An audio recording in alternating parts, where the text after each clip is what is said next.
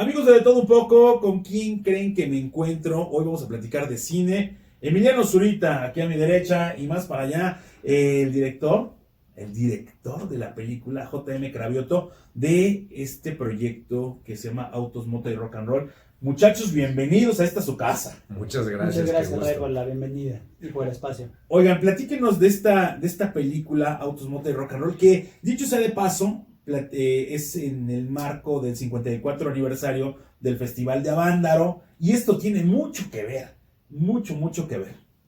Claro, la película habla de la historia de Justino y su mejor amigo el Negro, que organizan un evento que inicialmente eran unas carreras de autos en el circuito de autos de Avándaro, en el Estado de México, y pues al ir organizando este evento comienzan a vivir todas las complicaciones y se mezcla con un concierto de rock.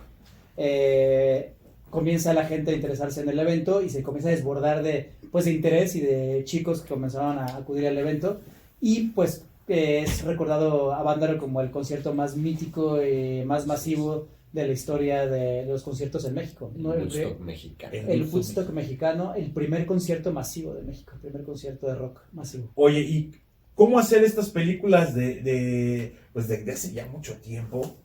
Yo sí pregunto porque habrá alguien que diga, ay no, pues qué bonita le quedó, pero de repente el vestuario, los coches, las locaciones, los grupos que tocan, cómo tocan, ahí no había, ahora cómo le llaman, el que los que te hacen cantar, el autotune, ¿no? Y tocabas de arriba. Claro. No había apuntadores, no había, o sea, ¿cómo es este proceso de ir haciendo la película? ¿Cómo se te ocurrió la idea y cómo lo estás llevando hasta acá, que elegir el elenco que lo interprete? Bueno, primero la recreación de la época complicada, porque al meterte ya en época, y esta película la filmamos hace un par de años, y irte 52 años en el pasado siempre es complejo, pero afortunadamente tiene un gran equipo que hemos hecho muchos proyectos en los cuales ha existido recreación de época. Me gustaría decir que es responsabilidad del director, pero realmente honor merece, y tiene que ver con la gente del vestuario, la gente que hace arte, la gente que coordina y encuentra los diseños de los autos que deben ser, y uno como director va encontrando estas piezas. Y hablando de esas piezas, la verdad es que venía viendo algunos trabajos de Emiliano y me sorprendió mucho como actor. Y si bien conocía a su hermano, a sus padres, conocía a la familia Zurita, comenzaba a ver que el más joven de ellos comenzaba a hacer unos proyectos bastante interesantes y un trabajo muy potente en lo que comenzaba a hacer, y dije, me gustaría trabajar con ese colega actor, y nos pusimos en contacto y le conté el proyecto, y aquí estamos ya promocionándole, bien contentos. Claro, después de unos añitos. ¿Qué significa para ti hacer estos proyectos? Bueno, digo, obviamente eres actor, ¿no? O sea, Sí. tú puedes hacer cualquier cantidad de cosas, pero Sí. esto particularmente. Creo que para mí siempre lo que me ha llamado son proyectos que buscan arriesgar, ¿no? Que buscan encontrar su identidad propia, y cuando Cravioto me habló de esto y me informé, porque yo no tenía ni idea de lo que era el Festival de Avándaro, que eso también fue algo que me interesó mucho al ver que mi papá, mis tíos, mucha gente conocía perfectamente la leyenda del Festival de Avándaro.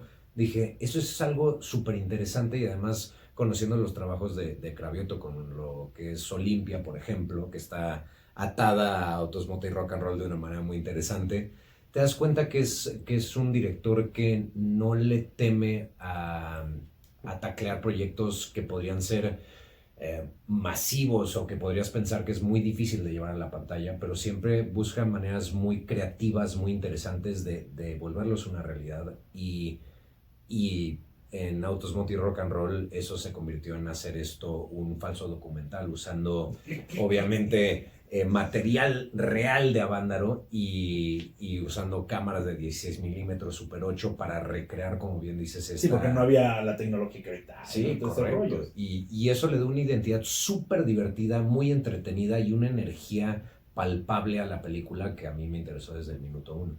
Los personajes se ven muy... No quiero decir chistosos porque no sé, pero hay mucha comedia. Yo no hemos visto o sea, todo lo que se puede ver de la película se ve que está en un tono muy divertido. ¿Cómo abordar esta historia y llevarla a la comedia, si es que es comedia, ¿no? Porque pasan situaciones y vamos a hacer estas carreras de autos se sale de control, Sí. se invitan, es como cuando haces una fiesta y de repente dicen, oye, estaba programado para 20 invitados, oye, ya llegaron 40 y son tus cuates y se arma todo el borlote. Pues en realidad yo creo que el germen de la comedia estuvo en el relato de uno de sus protagonistas, de Justino Compeán, el personaje real, a quien tuve la oportunidad de conocer y conozco, ahora es gran amigo, y él es quien me cuenta la historia desde el punto de vista de los organizadores. Y mientras me iba contando estas peripecias y aventuras que vivían, a él se le desbordaba la comedia a la hora de contarlo, lo contaba como un recuerdo. Era curioso porque contaba un recuerdo que en su momento era muy complicado y doloroso para él, porque era un chico de 30 años que tuvo que salir del país por este evento, por haber realizado este evento. El evento de Avándaro, bueno, para que la gente se remita a lo que fue esto. Por el ¿no? evento de Avándaro, y tiene que, lo mandan de su trabajo un poco escapando porque la policía lo perseguía, lo mandan a Brasil. Entonces imagínate lo que vivió en su momento, un drama. Y también puedo decir aquí como un dato curioso que no está en la película, pero hay poca evidencia gráfica de parte de él, porque la familia tuvo que desaparecer la evidencia de que él había estado los chicos ahí, porque eran otras épocas. Era una época donde estos chicos que habían organizado un evento terminaron perseguidos políticamente. Es que no se imaginaron que iban a hacer esa locura, ¿no?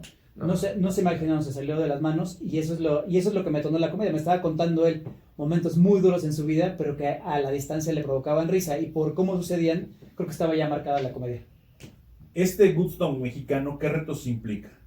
O sea, Bueno, ¿qué retos te implicó a ti a la hora de ya estar haciéndolo ahí? O a lo mejor, no sé si entraron a filmar a un lugar que nomás te lo van a prestar a las 12 de la noche y de 12:10 a 12:15 porque ya no se puede. ¿Qué sí, retos no, hubo? o sea, para nosotros esta película no, digo, se me olvidó, no lo pensarías viéndola, pero la grabamos en 3 semanas, ¿no? Y eso, algo que se me hizo súper atinado de parte del equipo y de Cravioto, obviamente, es decir, es tan complicado recrear lo que fue un evento tan masivo como lo fue el Festival de Avándaro, que al usar material de archivo real, o sea, que estás viendo lo que en verdad pasó, te genera esa energía que existe solo en la realidad, ¿no? Y entonces, a la vez de mezclarlo con lo que nosotros grabamos, teníamos muy consciente de, mira, esta toma va a estar machada con esta toma real, o esto, este vestuario o este personaje o lo que sea, lo estamos sacando de la realidad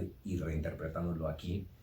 Y como actor era muy interesante porque tenías una clara imagen de decir, tengo que machar esta energía, todo lo que está pasando, y a la hora de también tener ese juego con la cámara, con los camarógrafos, porque son parte de la película, pues es soltarte y dejar que tu personaje se divierta en este mundo tan caótico que creó todo el equipo, como bien dice Cravioto, detrás de cámaras, que le dio vida a esto. Y creo que cuando lo ves, lo que es muy interesante es que sí es bastante difícil darte cuenta qué es material real y qué material lo grabamos nosotros.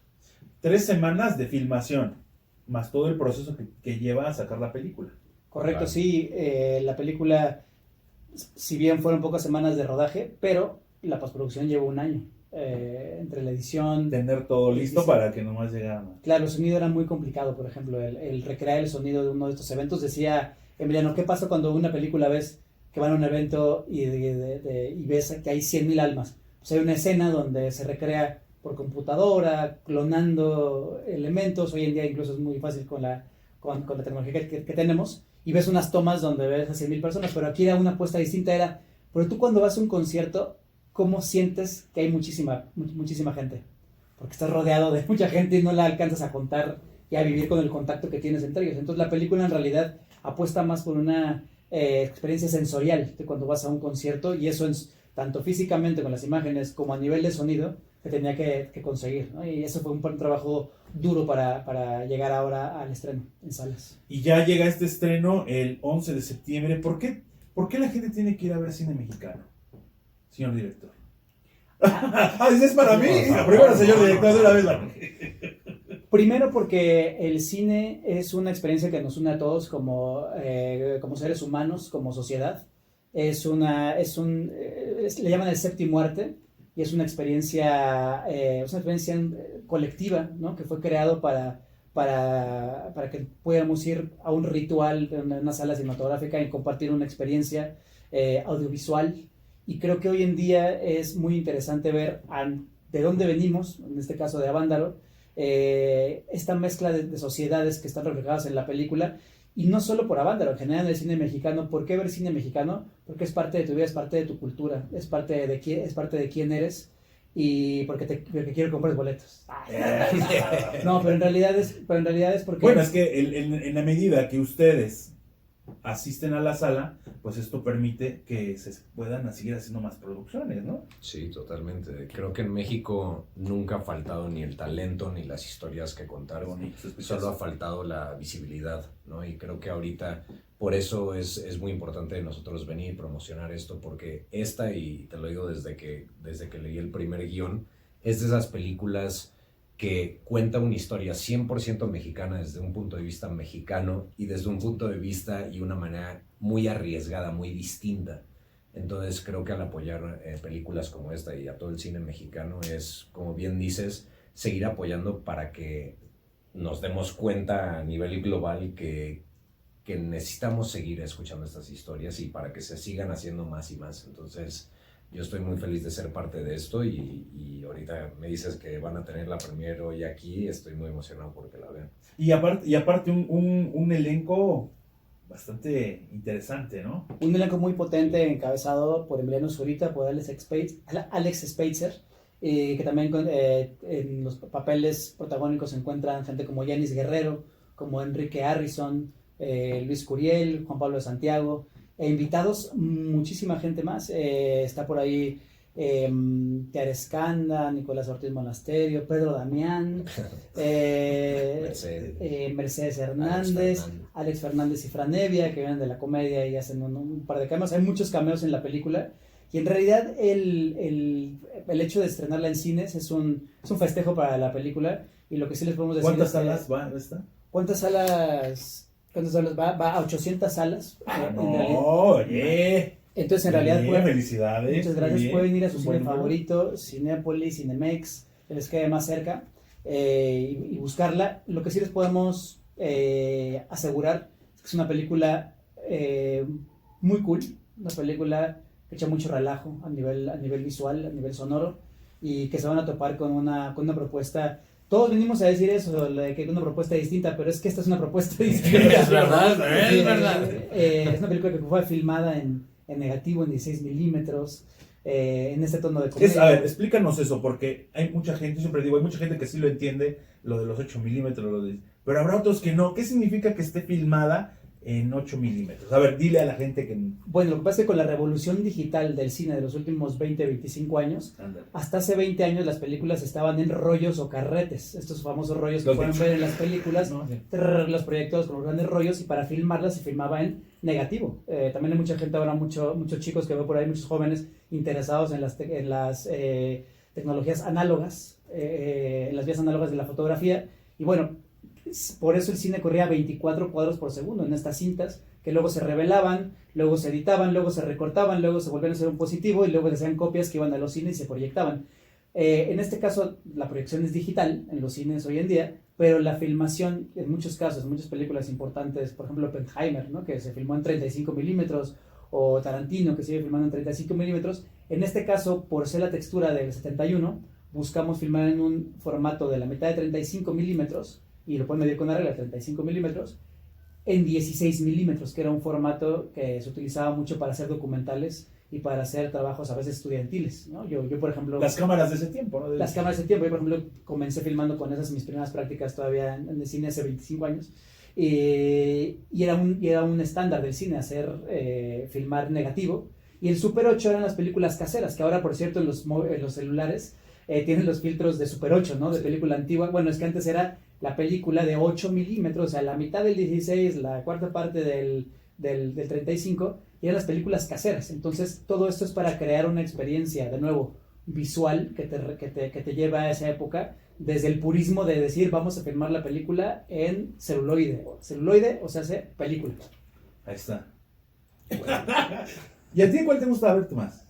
en la de 8, Mm, en la de 24, en la de 35. a mí me encanta. ¿Cómo te ves? No, hablando o sea, en buena onda, decir, oye, mira, a mí me gusta cómo me veo tengo estas características. Digo, ustedes que son actores y O saben sea, de la no, pantalla. nunca he pensado de yo cómo me veo en celuloide o en digital, pero sí creo que va más allá a cuál es la identidad correcta de la pieza que estás viendo, la película que estás viendo. Y es muy interesante lo que dice Cravioto, porque en Autos, Moto y Rock and Roll ves la diferencia de lo casero, o sea, las escenas que son caseras, que están filmadas en 8 milímetros, y algunas otras cosillas en 8 milímetros, y en 16 sí, cuando estás viendo la película, y además, como te digo, que está mezclada con material real, es muy interesante ver cómo estos formatos no solo son formatos por decir, somos artísticos aquí, sino sí le da una atmósfera muy distinta a la imagen que estás viendo. Entonces, me invitaría a la gente que vea esta película, que registre los distintos formatos y va a ver que tiene una vida muy, muy única, que no es tan fácil tenerla cuando lo estás viendo en digital. Pero yo te podría decir que se ve muy bien en 16 milímetros, Emiliano. Muchas gracias. ¿Sabes qué pasa? Que las nuevas cámaras de cine de alta definición, que refilman hasta en 8K, son cámaras que tienen tanta definición que ya ves demasiados detalles. Pues ya se ve el poro de tu cara. Se ven los poros, entonces a veces es complicado también para los actores porque depende el tipo de piel, el tipo de color de piel, de peinado, de textura, de si es un día soleado, si el sudor, pero depende de los poros, el sudor, depende cómo sudes, cada quien suda distinto. Claro. Lo que sucedía con el negativo antiguamente es que por el grano, por la emulsión química, el grano hace una sensación de suavizar para los que estudian diseño. ¿Sería como el pixel? Sí, de hacer, era el pixel, el grano, ¿no? El grano. Antiguo, en cine es el grano.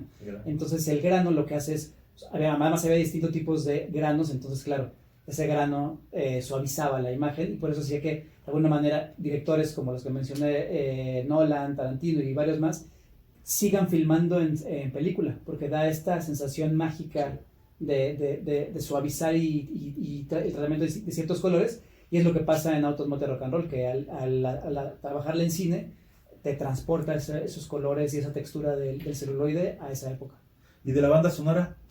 ¿Cómo fue elegir las canciones de, no sé, yo quiero decirlo así para que el público nos agarre la onda, de las canciones de fondo, las canciones de los créditos, las canciones que a lo mejor se bailan ahí adentro, la que se va a poner completa, la que tocaron los grupos en los escenarios? Bueno, hay tres capas. El score, que por cierto lo hizo mi hermano, Francisco Cravioto, y es el score que tiene que ver como mucho con el cine y el rock, cómo acompañaba el rock de esa época, pero a nivel de score, a nivel de banda sonora. Las canciones que hubo en el concierto fue un reto porque fue elegir las canciones que tenían la mayor fuerza para expresar lo que sucedía en las escenas y recrear y conseguir obviamente los derechos con estas bandas, como los Duk Duks, que es la banda que de apertura, una banda de Durango, que es la banda de apertura, o como Peace and Love, que es una de las que tiene las piezas más icónicas del festival, o Tinta Blanca, y lo que hicimos fue regrabar esas canciones, conseguir a la gente que grabara esas canciones y luego gente que en el set tocara, porque algo que a mí me sucede, que también van a ver en esta película, que dicen a los que son músicos y que se fijan en estas cosas, a mí me choca cuando ves que dices, ese cuate no toca la guitarra, ni es de la batería, contratamos a... Pues músicos de figuración le dicen, ¿no? Exactamente, y ahora son... O sea, que no tocan. Y estos son músicos reales que queríamos para que se viera cómo alguien carga una guitarra, con el peso de una guitarra y con la habilidad de tocar una guitarra como músico profesional. Hicimos un casting para hacer a todos armar a todos estos grupos. Y finalmente hay un toque de un tributo al rock. Al final Avándaro lo que hizo fue muy complejo para el rock y la permanencia, y durante muchos años, por consecuencia de Avándaro, fue muy complicado el rock en México. Y hoy en día, para mí, demostrar que existe una banda tiene que ver con esa historia. Y entonces hay 3 o 4 canciones de mi banda favorita actualmente de rock mexicano, Belafonte Sensacional, que están acompañando varios momentos de la película para decir, aquí hay un pasado y un presente con la música, y conectando con lo que decías de por qué ir al cine, pues por eso, ¿no? Porque hay un pasado y un presente, y hay que mantener ese tipo de expresiones vivas, y son expresiones colectivas, son expresiones que nos unen como sociedad, ¿no? Por ahí también podrán ver al Tri Soul, antes de ser el Tri, un personaje por ahí, de hecho, a ver quién vea, está por ahí en imagen real de archivo, Alex Lora, ¿En la película? pero el real, a ver si lo ven por ahí, es Es lo que te iba yo a decir, en la película hay cameos. En la película hay... O sea, que digas, oye, por ahí estaba tal artista y lo pusimos ahora de la abuelita del que toca. No sé, ves que ahora sí se pone, ¿no? Hay uno interesante con... De la abuelita, bueno, el papá. No, el que pero toca. sí. Bueno, Sí, hay no, uno, suena hay uno muy interesante que es con Justino Compeán, que el real, que se denota, sale ahí y lo van a ver. No, se lo merecía, no, pues él fue el No, que pues, narró claro, la hizo historia, todo. pues que saliera ahí de algo, Claro, ¿no? y ya verán de qué sale. Y personajes que aparecen como las imágenes reales de archivo, podrán ver por ahí a Alex Lora, de 17 años. Creo. Gracias, Iturbide. Graciela Iturbide, fotógrafa. Hay gente que aparece por ahí en las imágenes. ¿Cómo fue esta parte de seleccionar antes de terminar la entrevista? Seleccionar, porque yo me imagino que debe haber, no sé si haya mucho o poco material Hay de poco. y cómo lo metes en la película. Y dices, oye, pero ¿sabes qué? Nos faltó esto. ¿Cómo fue esa parte de investigación que se me hace muy interesante, ¿no? Sí, en realidad el material donde está ubicado y donde está la mayoría es en la Filmoteca de la UNAM, porque muchos cineastas fueron a filmar con distintos propósitos materiales el día del concierto. El tema es que todo el concierto filmado fue embodegado o destruido por orden de gobernación a Televisa, que en ese momento se llamaba Telesistema Mexicano. Entonces, realmente el grueso del material fue destruido. Hablamos de una época muy fuerte de censura, veníamos del 68, Sí, no, pues era el 71 el halconazo, entonces eran años muy complicados para la gente joven que lo vaya a ver. No es muy común, no era común en ese momento ir a un concierto masivo. Fue el primero de su tiempo y de su tipo. Entonces hay pocos materiales, logramos conseguir la hora y 10 que existen y rescanearlo a la calidad actual que se requiere para una proyección profesional. Y claro, yo creo que vi ese material por lo menos unas 20 veces durante los meses. Ya te lo sabes. Sí, porque... Tráete 10 segundos de la pista. Y claro, porque yo tenía que filmar en consonancia, porque había escenas que yo ponía la escena en yuxtaposición con la escena que yo tenía que filmar. Entonces tenía que tener muy claro qué escena iba una y otra. Y a veces para hacer un match de luz y de vestuario. Entonces yo tenía que dominar un poco el material que tenía en mis manos. Que al final de esa hora y 10 solo se utilizaron 10 minutos, pero ya los verán por ahí. Muy bien escogidos. Muy bien escogidos. Hay que ir a ver. Sí, hay que ir a ver Autos, Moto de Rock and Roll. Este 11 Vayan a de ver aquí septiembre. a todo el elenco. Sí, Bueno, Emiliano, que está aquí con nosotros, Emiliano ahorita, todo el elenco que participa sí. en la película, gente muy trabajadora, gente que se la está rompiendo. Hacer cine hace años y hoy sigue siendo una cosa heroica, ¿no? Pero qué padre que vengan, qué padre que nos cuenten estas anécdotas, qué padre que convivas con tu gente que te ve ahí en la pantalla grande y que les digamos cómo se hace el cine, porque en la medida de que le digamos a la gente esto que ahorita explicaste del sepia, que le explicaste cómo se saca el material, que les explicaste cómo es el 8 milímetros, la gente dice, pero eso es tan fácil como nosotros lo sabemos, ¿no? Pero sabes, ahora que lo dices, yo he hablado mucho que los invitaría a que vayan a verla con sus abuelitos, claro, que les tocó esta época. Es un gran plan para que si tú tienes 20 y tu abuelo 70, vayan a verla. Te va a contar muchas cosas de esa ropa, de esos autos, no sé si de esa mota, pero de esos autos, de esa ropa que traían y de las cosas que estaban pasando en la época. Es un gran plan para ir... Y de cómo se divertían y que no había redes sociales como hoy, que divertirte te puede... En una de esas están en el material de archivo. Sí, pero yo creo que es una oportunidad para que vayan dos generaciones, familia, ¿no? Sí, pues dos generaciones a dialogar. Bueno, ahorita vamos a ver esta película y me quiero que me cuentes unas cosas. Pues que le explique unas cosas por ahí. Exacto. Pues muchísimas gracias. El 11 de septiembre asistan a verla. No se la pierdan. Es un proyecto mexicano. Todos estos equipazo aquí. Emiliano Zurita, que bueno, escritor, actor, guionista, todo lo que hace. Productor. Lo que se puede. Y cierro esta entrevista diciéndoles que vayan a ver Autos, Moto de Rock and Roll y por supuesto desearles todo el éxito que se merecen, que ganen muy bien y que sigan haciendo lo que les gusta hacer. Eso es a lo que nosotros inspiramos a todos los que nos escuchan aquí en el programa y nos ven, que se gane bien, porque de repente pero es que es su hobby. No, es mi chamba hacer un programa, igual es actuar, igual es hacer una película y que está en chido, ¿no? Sí, y que iba el rock and roll, ¿no? Exacto. Ahí está. Muchísimas gracias. Muchas gracias. Qué gusto.